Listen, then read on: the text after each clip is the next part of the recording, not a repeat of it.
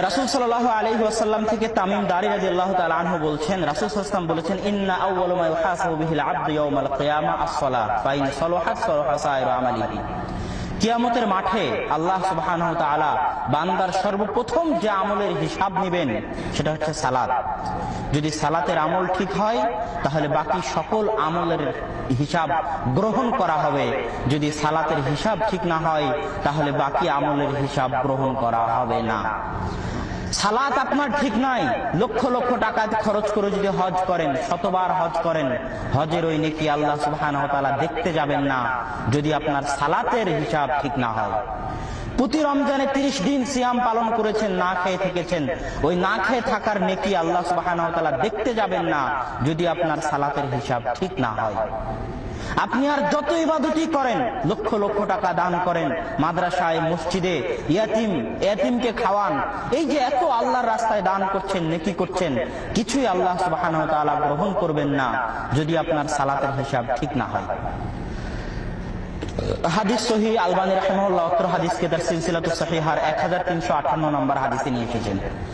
এই হাদিসকে সামনে রেখে আরেকটা কথা আমি আপনাদের সামনে বলবো যে এই হাদিসে রাসূল সাল্লাল্লাহু আলাইহি ওয়াসাল্লাম বলেছেন, কিয়ামতের মাঠে কোনো হিসাবই গ্রহণ করা হবে না যদি আপনার সালাতের হিসাব ঠিক না হয়। তথা কিয়ামতের মাঠে আপনার সকল আমলের ভিত্তি হচ্ছে সালাত। এই হাদিসের সাথে আমি একটা কথা যোগ করব যে আপনি আজকে দুনিয়াতে আছেন, দুনিয়াতে আপনার সুখ এবং শান্তির পূর্ণ ভিত্তি হচ্ছে সালাতের উপর। আপনার সালাতে যদি ত্রুটি থাকে জীবনে শান্তি পাবেন না। আপনার হয়তো বা অশান্তির মধ্যে আছেন, অনেকেই অনেক রকমের অশান্তিমূলক প্রশ্ন করেন, আমার স্ত্রী আমার কথা শোনে না, স্ত্রী অমুকের সাথে পালিয়ে গেছে, ছেলে কথা শোনে না, ছেলে আমাকে না জানায় অমুকের সাথে বিবাহ করেছে, টাকা পয়সা নাই, চাকরির চেষ্টা করছি চাকরি পাচ্ছি না, হালাল উপার্জনের চেষ্টা করছি হালাল উপার্জন পাচ্ছি না, নানান রকম সমস্যা। সকল সমস্যার এক নাম্বার কারণ আপনার সালাত ঠিক নাই। যদি আপনার সালাত ঠিক থাকে, যদি আপনার সালাত ঠিক থাকে, আপনার দুনিয়ার ইনশাআল্লাহ কমসে কম আপনি শান্তিতে বসবাস করতে পারবেন, অশান্তিমূলক কোনো কষ্টে আপনাকে ভুগতে হবে না। হয়তোবা ভাবছেন আমি তো 5 ওয়াক্ত সালাত আদায় করি, তারপরেও তো আমার জীবনে শান্তি নাই। তাহলে বুঝতে হবে আপনার সালাতে ত্রুটি আছে।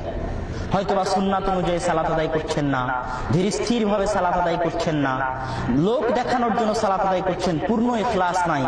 আপনি যদি একটা সালাতকে পূর্ণাঙ্গভাবে পালন করেন, পুঙ্খানুপুঙ্খরূপে সুন্নাতকে সামনে রেখে ইখলাসের সাথে পালন করেন, তাহলে নিশ্চিত জানুন আপনার দুনিয়া এবং আখিরাত সফলতায় ভর্তি হয়ে যাবে। আপনার সফলতা কেউ ঠেকাতে পারবে না ইনশাআল্লাহুল আজিজ।